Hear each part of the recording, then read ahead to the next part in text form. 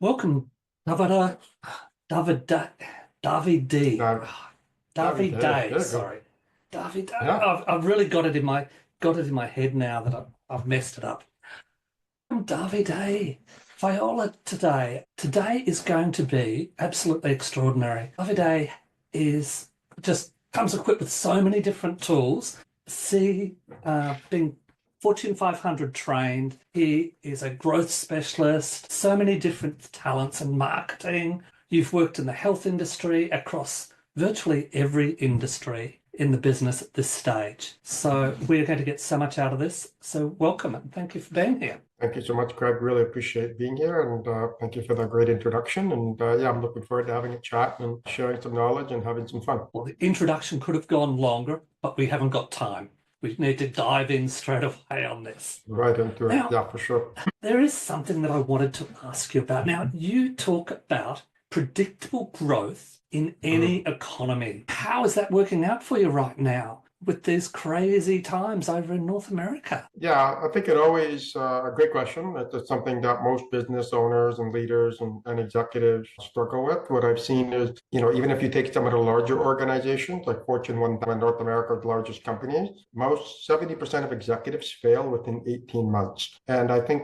one of the reasons for that, that's a pretty high rate. So we already know 90 to 95% of businesses fail to begin with. Very few make it past a year, very few make it past seven figures, very few make it past eight figures, and then the number keeps going down below. It's on purpose, I guess, but I believe that the rate of failure is something that doesn't necessarily have to be this high.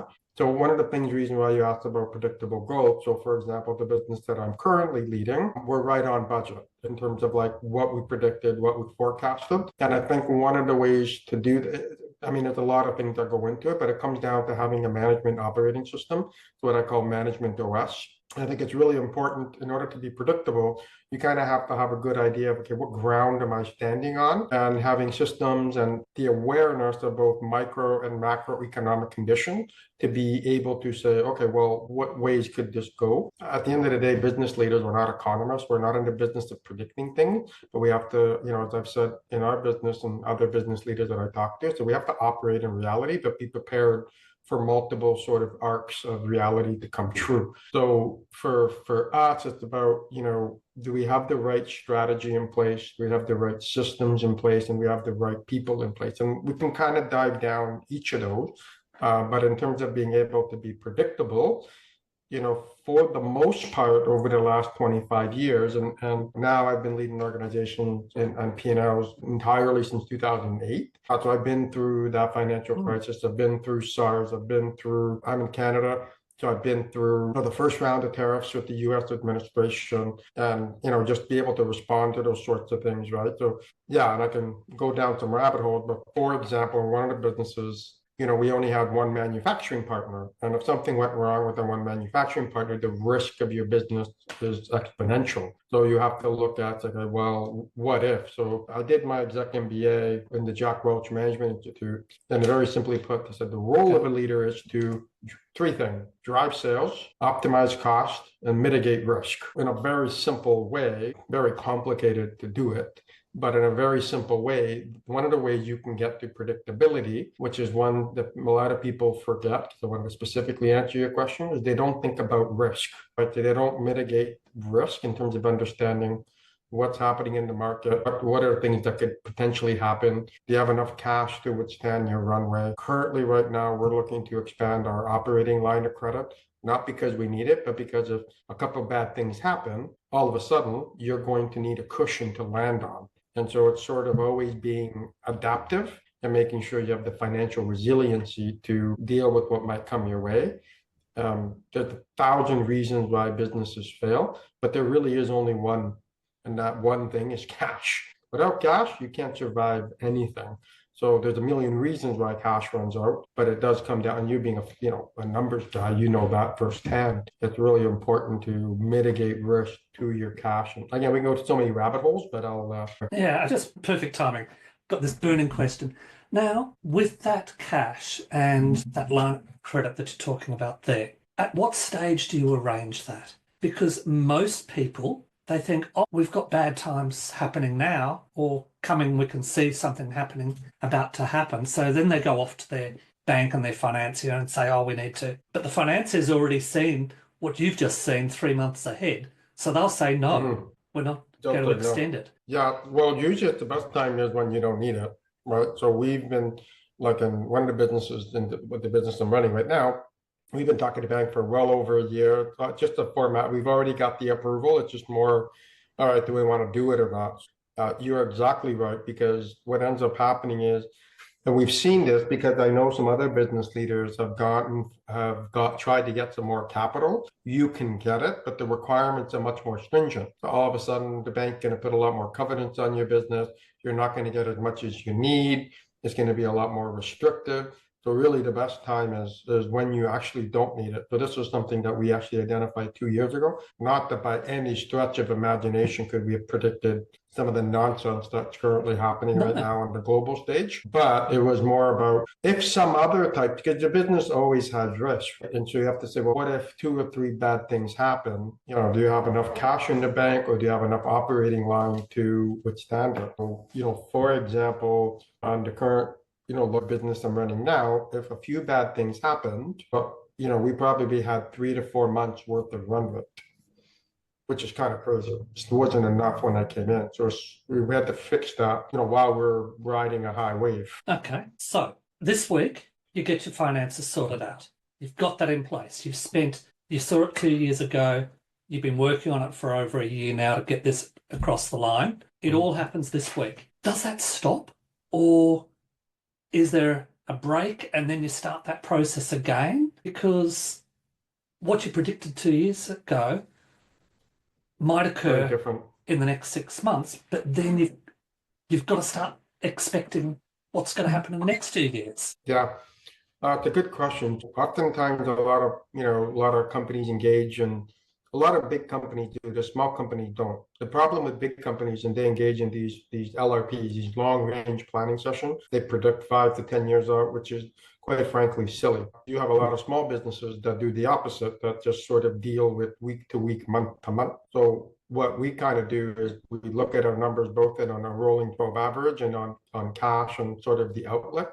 We kind of have a 3 year plan just to have an idea of, okay, which direction we want to go, what strategic shift, because some things take longer to execute, to take 1 to 2 years to develop the strategy and start implementing behind it. So we sort of set a strategic framework, and I call it a framework because it's got to be flexible, because it's just you got to be able to pivot, right? So COVID happened, all of a sudden that framework that goes out the window, or not, or certain things shift. So then what we do is, we do a quarterly sales planning process every 12 weeks, and we review the numbers against that every 4 weeks. So you can have systems in place where you can look at it every day, every week. I think you'll drive yourself crazy. But I think if you Yes. look at it every 4 weeks and kind of say, all right, look at it, you got a quarter, right? And so you've got 12 quarters in 3 years, and you really kind of take it a quarter at a time, right? It's almost like if you're playing any sport, you're kind of taking it. Let's say for football fans, you're taking a quarter at a time. Let's say you soccer fans like myself, you take it one half at a time. You say, okay, well, now what do we got to do? That didn't work. Or I'm a hockey guy as well. You've got 3 periods. If you're basketball, you've got 4 quarters. So it's a terrible expression, but how do you eat an elephant? One bite at a time. Same thing with business. I think Yeah. it's just breaking it down. And so basically, how we do it is 3 year framework, analyze it in more rigor every 12 weeks, and review it every 4 weeks just to make sure have the underlying trend shifted in any which way or form.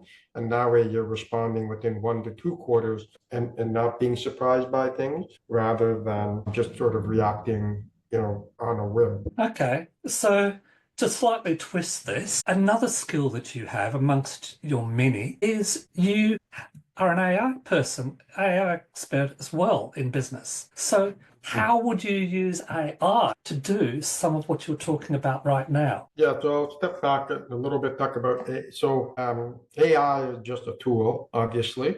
Many people think they're using it to replace people. People will be replaced who don't know how to use AI. So the best thing to do is understand that it's a super technology, it's a super consultant in your pocket. So in the instance of, so I'll step back from a high level process and then dial down into, let's say, a specific use case. So if we look at it Yeah. from a process, there's this concept called value stream mapping. Right. So you look at a process, you break it down in 10 to 15 steps, and you look at when this happens, then this happens, when this happens, and this happens. So your audience can Google VSMs, value stream mapping, and you don't really need what I did when I started in my current organization 6 years ago. I brought in a Six Sigma expert. Actually, I've come to learn you don't need to make it that complicated. Because it's really not a manufacturing line, which I've worked on as well too. But when it comes to business and management practices, anyone can kind of quickly learn basic value stream mapping. You identify the steps, and then what you can do is deploy different technologies at each of those little bricks. So imagine you had, 10, imagine you had like, let's say 10 boxes. So anyone who knows VSMs, you'll have a box or you'll have a diamond for an inflection point. There's different things. So when you look at, what are the sales forecasts? So at some point in the process, let's say before you go manufacture a project or change your pricing, you have to do some form of analysis. So in the instance of, let's say you're selling services, you would say, well, what's going on with the demand for my services at this price point?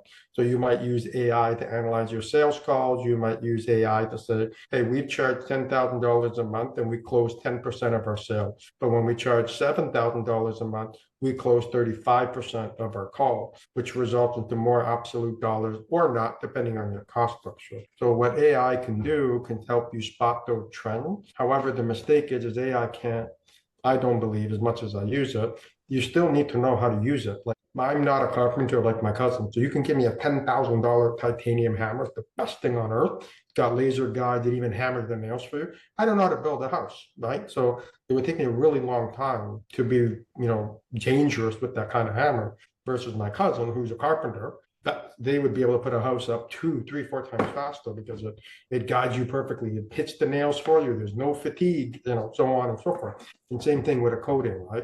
A lot of people use it for areas that they're not expert. So that's why you got to have a value stream map. You identify the process. You identify who's the expert, because in any business, whether you're 2, 3 people or 2, 300 people, someone or somebody or some agency or some software is responsible for something. Once you start identifying it's basically like a PPT, right? Which is the Boston Consulting Group model, people, process, and technology. You kind of just map that out. And then you say, okay, where do we use technology to identify these trends? You set up, you can build your own GPT. There's various softwares, but even on the $20 USD plan a month, you can do a world of amount of work on that. And even build it in for workflows and whatnot. So, But you can also start by doing, what do the people do? What should the that's the people be first doing? step. That's the And first just step. write down a position description. Okay. And then you mentioned it's going to replace people, it's going to make people unemployed. Well, go to the person that's doing the role and say, okay, is this what you do? What else do you do that you don't like doing? What Yeah, do you have to do to get through the week and get through the yeah, month? Write it down for me. And then what we're going to do is we're going to go out and we're going to get you a trainer for that $10,000 gun of yours, because obviously you don't know what yeah, you're doing there, Davide. So we're going to actually go through and try and eliminate those tasks you don't want to do, that are taking you yeah. time, that are boring for you, repetitive. And then Mhm. another question for you. What do you want to do? What do Yeah. you like doing? Mhm. What can you add value that you haven't been able to because you haven't had the opportunity, you haven't had the time? Yes. I think the key thing you said there is because I don't believe AI should replace people. I believe it will replace people who don't know how to use it. But I think the first priority is exactly what you said. So I love what you said about the people, because that part of the value stream mapping is who's doing it, how are they doing it, what's the job description. And I've always said, take like a 2-week time study. And I said, okay, imagine how many times over the course of the 2 weeks that you're frustrated and you think to yourself, I wish there was an app for that. And so that's what I've had people start thinking about. I wish there was an app for that. And so to your point, people can identify those pain points. I wish there was an app to do this silly thing that I'm doing that I don't like to do. And focus on those pieces, because the ideal situation is you double the size of the company without doubling the people, or what most people do, they double the size of the company, keep the same amount of people, they put more pressure on them. And this is why you have so many people that are unhappy and that are sick. I believe that as business leaders, that's just wrong, right? Like, we should not be abusing humanity for the sake of business. Like, business needs to serve us. It needs to serve, improve cost of living and standard of living, and people have joy. And I think the key thing you said is, like, God forbid someone loves what they do. Like, it's a beautiful thing when you enjoy contributing. So I'm 100% agreement with you, Ed. Get rid of the stuff you don't like. The question I asked, if there is there an app for that, write that down so you can get rid of that pain point, and then put people into zones of genius. Most people are good and they want to contribute and help and be part of something special. So I think it's our job as leaders to unlock that. And if we don't take that approach, I think you're inherently abusing them. And from my point of view, that's just wrong. And if people don't like doing a task, then it'll fall to the bottom of the list every single time. And most likely, despite the integrity of your staff, they won't do it well. It won't be a That's crazy. conscious thing, it'll be an unconscious thing, but they're not going to do the task well. Therefore, do you really want them doing it in the first place? That's where Yeah. you should really be focusing, to get rid of Yeah. those so that your people can excel. I think when you opened up with the question of predictable growth, one of the ways to get there is by making sure that your people are happy, right? That they're dialed into the mission, they're doing it in an efficient manner, and you empower and equip them to do what they like to do best. Because in business and in life, we always think strategy, structure, people in that order. You always have to go in that order. But you have to behave in reverse. You always have to behave people first. Set up your structure so that it enables the strategy. A lot of organizations will treat their people worse than they treat the machines. Like, if I've been in all sorts of businesses, but in manufacturing, there's always a shutdown, there's a cleaning period, there's a maintenance period. Like, the machines are well looked after, but yet people are saying people are the most important asset. And you want to work them to the bone with things that they hate, and you want them to work overtime and don't compensate them. It's just doesn't make sense. And it's going to cost you money as well, by the way. So if people got Yeah, none of it, absolutely. nothing else out of all of that before, it'll cost you money if you don't fix it. There you go. It'll cost you a ton of money. Actually, there was a study, I don't remember who did it. I'm going to guess, so I'm not going to bother. But essentially, when people look at the cost of money, because you're spot on, the cost of a bad employee, or the cost of an inefficient process, or the cost of losing somebody, this cost that you're talking about, on average is 10 times the cost of the person's salary as an impact to the business, and lost productivity, lost revenues, lost profit, because most businesses, they're highly interconnected. And so if you have one piece of the mechanism that's out of sync, the domino effect is rampant. So it absolutely costs you money, either in hard cash or missed opportunity. If you miss that opportunity, you now miss the opportunity to have revenue and profit to absorb a potential problem that will show up in 6 months that you don't know about. So the cost is actually real. So when you start playing this out and you start doing like a mind map, it's actually pretty significant. It's nothing to sneeze at.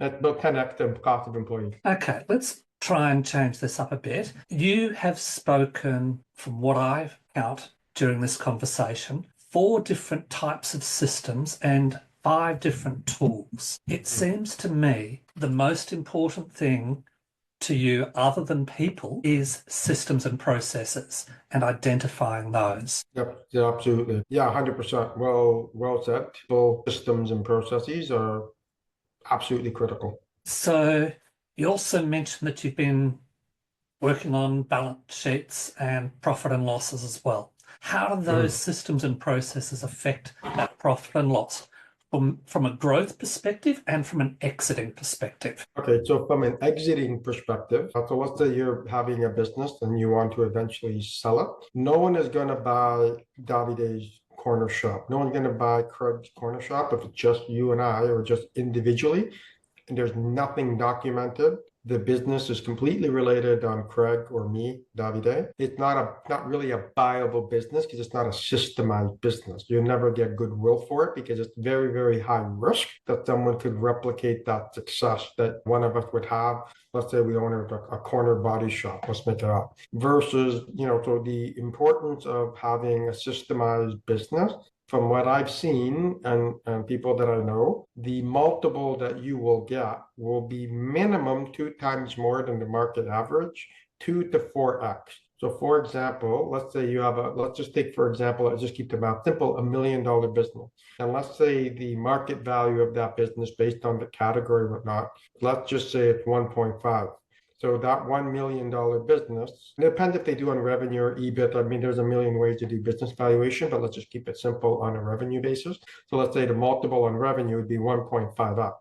But that would be on the low end because, somewhat in a category, there's category dynamics. Someone who knows what they're doing can come in and fix it and unlock the value. Versus if you have a business that's systemized, instead of getting 1.x, you can get 2x, 3, or X more 4.5 times. So this $1 million business, if you systemize it, because it's replicatable, like I said earlier, drive sales, optimize costs, mitigate risk. There's a system in place that enhances your revenue generation. It ensures that it's efficient and costs are optimized and it's predictable. And then from a risk standpoint, someone can come in, not know the business and just kind of run it at a high level because those systems are there, therefore minimizing the risk. So a $1 million business unsystemized and undisciplined, let's say would get 1 to 1.5 million. And then if it's systemized and professionally run, it's anywhere from 3 to 4.5 million. This is where the private equity world makes a lot. I've been in the private equity world and I've talked to a lot of venture capitals and PE. This is why they go buy a lot of these companies, because they buy these companies with, don't have the defined processes or not. They get them at a discount. So they buy a business for $1 million. They systemize it, install the operating system, the ERPs, and all those sorts of things. And then 2, 3, 4 years later, they sell that business they bought for $1 million, put in a few $100,000, put in a really sharp operator, someone who knows what they're doing, and then they sell it for 5 to 6 million. That is the game of private equity. So they look for those type of businesses and create value by capitalizing on those areas of arbitrage, by systemizing a business because it generates revenue predictably, costs are optimized, and the risk is really low because everything's been documented versus something that's like a Wild West. No one's going to touch it with a 10-foot pole because it's a celebrity, it's Bob's corner shop and only Bob knows how to run that thing. If Bob's not there, well, Bob wants to retire. No one's going to buy that business, or they'll buy it at a significant discount, right? And therefore, you don't get the exit multiplier that you're looking for. Well, comment to the audience. See, I told you it was good. It's going to be a good session. So we've spoken so far about exiting, AI, people, processes, and systems. We've covered a fair bit here today. Okay, so let's talk about growth. You walk into a business today. You don't know anything about that business. What are you going to do? You've got 2 hours to go through the business. What are you doing? Well, one of the first things is try to, let's say we take a pyramid perspective, very quickly try to understand, do high level value stream mapping. So, okay, how is value created in this business? Who's doing what? How's it going? Very quickly sketch out, okay, where are we making money? The other piece that I look for is, okay, where are we losing money? So that's one thing that people don't look at is they go into a business and they think about growth. Most businesses, knowing or unknowingly, will have leaky buckets. So the fastest way to growth is to stop the leaky bucket. So you kind of look at the P&L, see where you've been making, which profit lines are making money. If there's enough financial details or whatnot, you can do what's called an EVA, an earning variance analysis. And you kind of do that by product line, by service line, see where are we making money, try to understand some of the key metrics in terms of profitability, a cost of customer acquisition, lifetime value, retention rate, depending if it's a software business or service business. The next body of work I would go to, so I would do some VSMs, value stream mapping, just understand at a high level what's happening in this business. Second piece is try to understand, okay, how does stuff get done? Are there any playbooks? Is there any documentation? What's happening? And then the third piece at the bottom is looking at, the critical accountabilities, like who is critically responsible for what, and how in tune are they with the business. The reason you want to look on the people side and look at critical accountabilities and things that are KPIs, key outcomes, is I got to figure out who are my winners that I could lean on and who knows what's going on around here. Most time, Jack Welch said this. He said an engineer said this to him, is that you pay for my hands for free, right? My hands you pay for, right? Because they're the engineer, they're the mechanic working on the jet engine, but you get my brain for free. And so the idea there is we often pay people for a specific role, but we never ask them any other questions about, well, what's working? And so by conducting interviews across the organization, you'll probably find those leaky holes, and you'll probably find that Sally is always late or Jim is wasting money on You only got 2 hours. Can you do you that only in got 2 hours. 2 hours? I have done it in 2 hours. Yeah. Really, really quick. You kind of do these 10, 15 minutes. You kind of pick your key executive, spend 5 to 7 minutes on them.